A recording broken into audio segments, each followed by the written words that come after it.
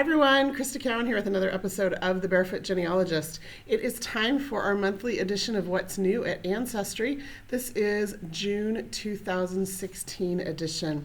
We're going to briefly cover some of the events coming up around the country, here in the United States in particular, and then we're going to talk about some changes that have been made to some of the Ancestry products and services over the last month, and we'll wrap it up with content. So let's go ahead and dive in. Lots of events going on. Genealogically, if you've never been to a genealogy event, I strongly encourage you to look into it. It is a great way to further your education and to network with other genealogists. Ancestry hosts a couple of these events every year, and this year we are doing Ancestry Day by the Bay in conjunction with the Angel Island Immigration Station in San Francisco. So it's a two-day event. Friday, the 17th of June, will be at Angel Island with members of their staff and the California State Genealogical Society and other organizations doing some presentations and having some resources available for you. And then the 18th will be in the city, and it'll be a full day event starting at 8:30 in the morning, and I'm doing most of the presenting that day. We will have other staff members from Ancestry doing a couple of smaller presentations, and then again, Angel Island Immigration Station staff will be there. The California State Genealogical Society will be doing consultations that you can sign up for. There will be a little exhibit or a vendor room with some other resources available for you to further your California research. So if you live in or near San Francisco, you can come for both days or just the Saturday of that event. You can learn more about it just by Googling Ancestry Day by the Bay. We'll take you to an information page, or if you go to the Ancestry Facebook page and click on events, all of the information and links to register can be found there. A few other events coming up. The Midwest African American Genealogy Institute is going to be in Fort Wayne, Indiana, the 12th through the 14th of July. That's a really great event, Magi, that is put on every year.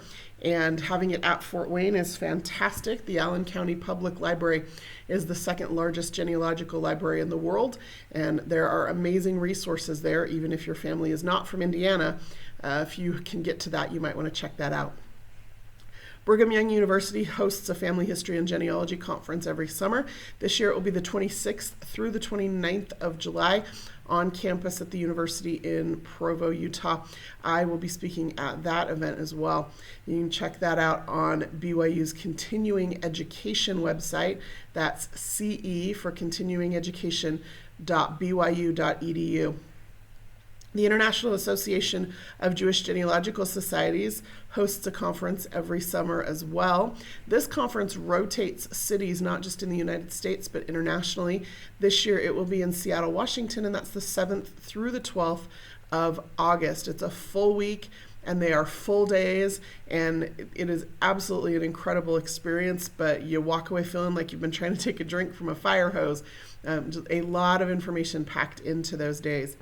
Even if you do not have Jewish ancestry, if you have Eastern European ancestry, oftentimes archivists from Eastern European archives attend that event. There are a lot of classes about doing research in Eastern Europe that are useful whether your ancestors were Jewish or not.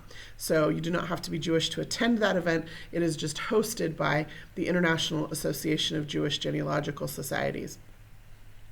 And then the Federation of Genealogical Societies organization hosts a conference every Labor Day weekend, and it is in a different city in the U.S. every year. This year it will be in Springfield, Illinois, the 31st of August through the 3rd of September. That will be a great experience. Lots of great classes. I've been looking at the syllabus. There's some really excellent material that's been prepared to be presented at this particular conference.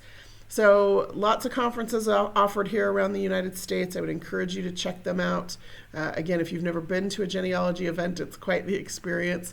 You get really focused learning. You get to oftentimes select the specific courses that you want to take throughout the day and the week. And there's excellent networking with other genealogists. It's a great way to immerse yourself in a learning experience. Okay, let's talk about what's new around Ancestry. AncestryDNA had some changes this last month. The new matching algorithm was introduced at the beginning of the month. Basically what we've done is we've created a new algorithm that allows us to get rid of some of the false positives and some of those distant cousin matches.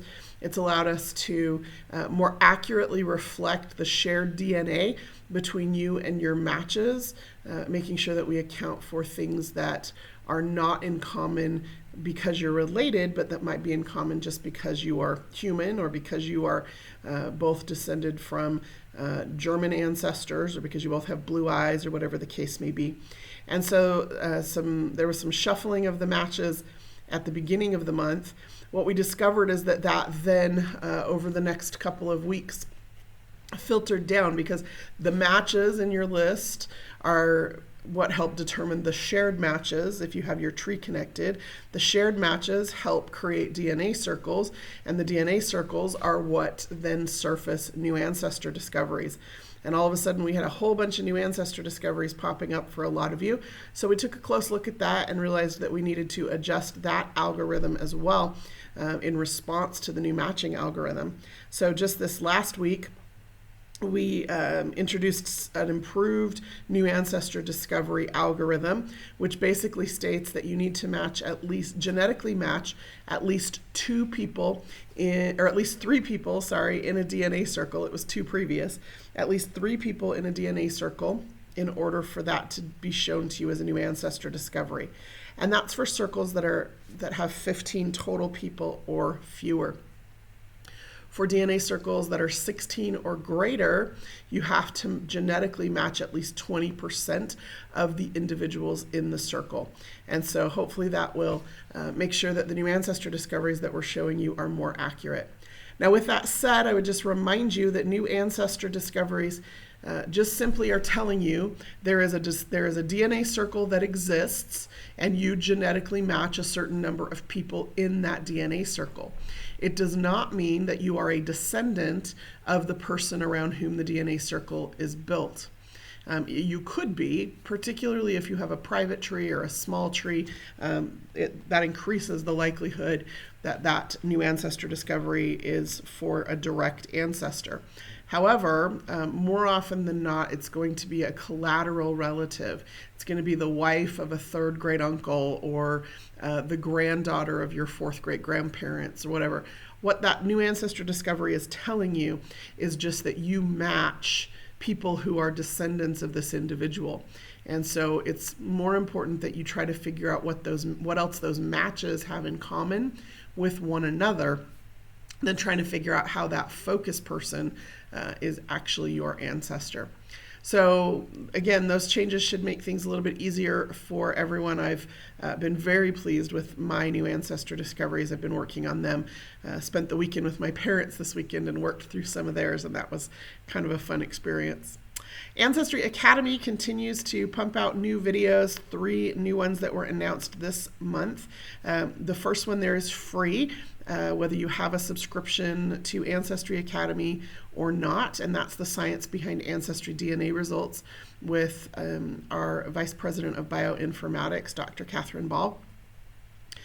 She just lays it out in really clear and understandable terms so that you can understand some of the science behind how we do the DNA results. The next 2 courses are actually part of the Ancestry Academy subscription. So you either have to have a subscription to Ancestry Academy or you have to have the top tier of the World Plus subscription with Ancestry that gives you access to Ancestry Academy. And those 2 new courses, one is about researching railroad workers and the other is about the War of 1812 records. Both excellent courses taught by top-notch professionals who specialize in these areas. And so I'd encourage you to check that out. Now, the question then is, where do I check that out? Well, the Ancestry Academy can be found under Extras on your menu bar on Ancestry, and you'll see Ancestry Academy there. You can click that and go check out any of the free courses or any of the courses at all if you have a subscription. Okay, let's talk about content. Ancestry released millions and millions of new records this month. 12 of the databases that we released this month, and we released almost 40 of them in total, 12 of them are German records. In particular, we have, I think, 10 of them are databases that contain either birth, marriage, or death records, or all three. And then we have one database that is residence records. So I just want to take a quick look at a few of these. First up, we have these Germany Lutheran baptisms, marriages, and burials. So this is a particular database where all three types of record are included in one database. The span of time covers 1661 through 1875. However, if you read the database description, which is always going to be found at the bottom of the database page, you're going to see that the state of Germany, or the state of Hesse in Germany, required that civil registration of births, marriages, and deaths start in 1874. So that meant they wanted those recorded with the government, not just with the churches. So that's why these records only go up through 1875.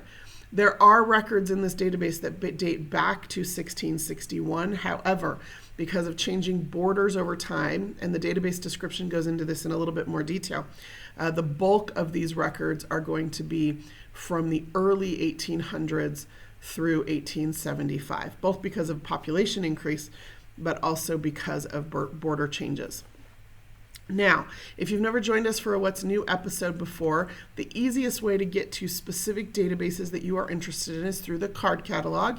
It is my favorite feature on our entire website. You're going to find it under the search menu.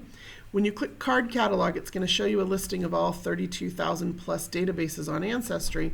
The default sort on that is going to be by popularity.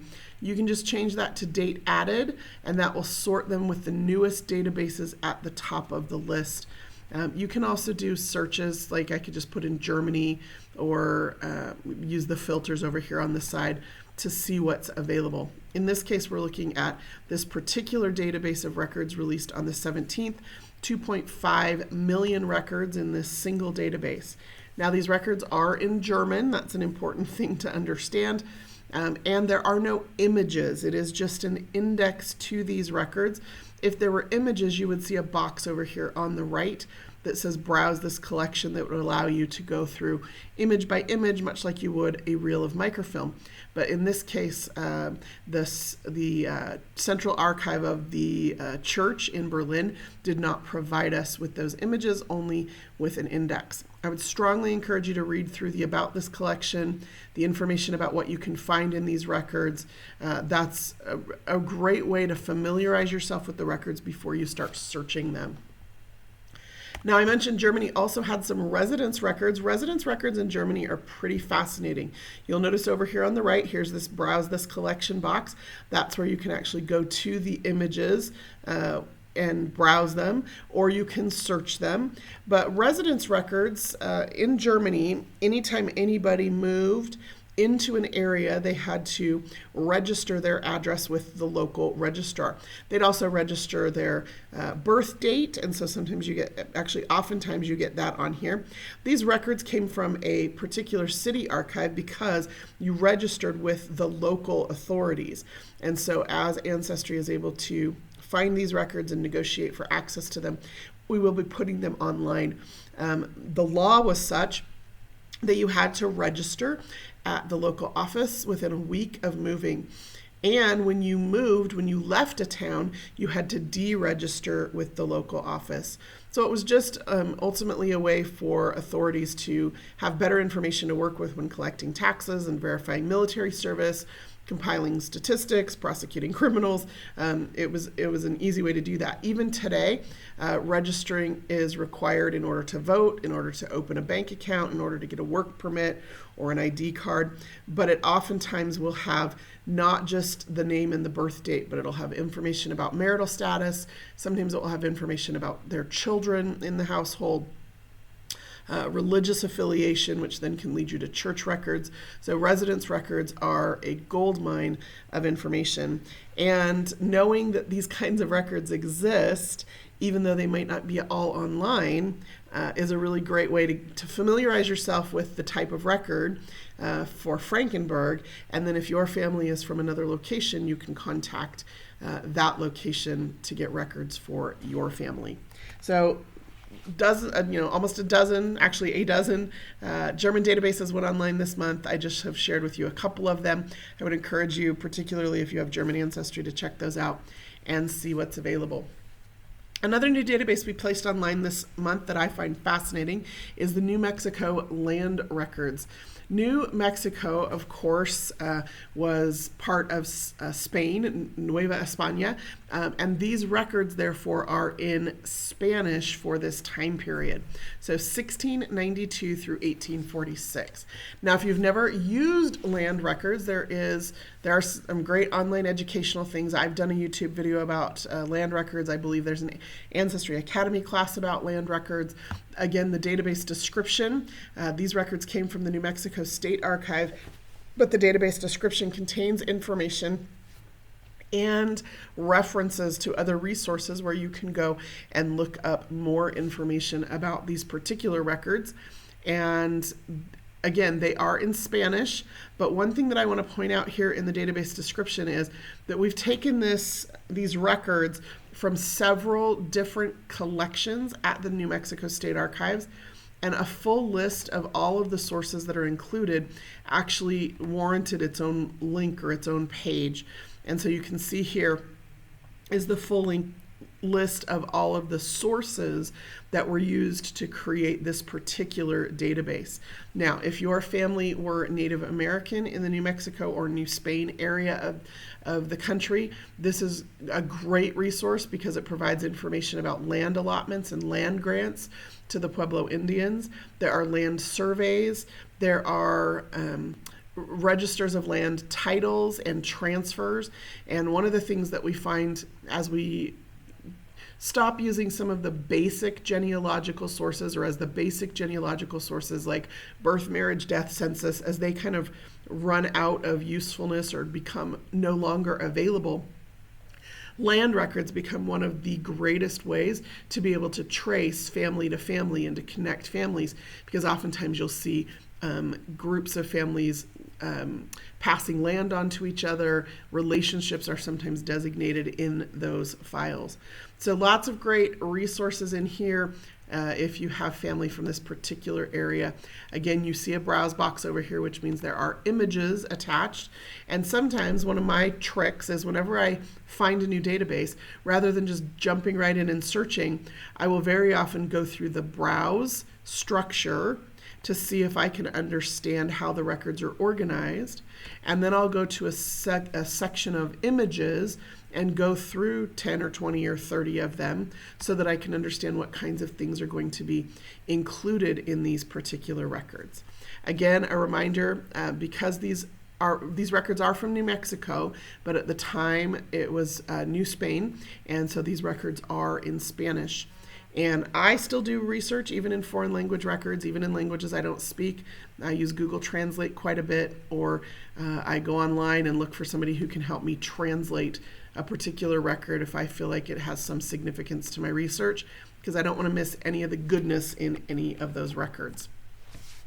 Okay, another great database that went online this month is the U.S. Applications for Seamen's Protection Certificates.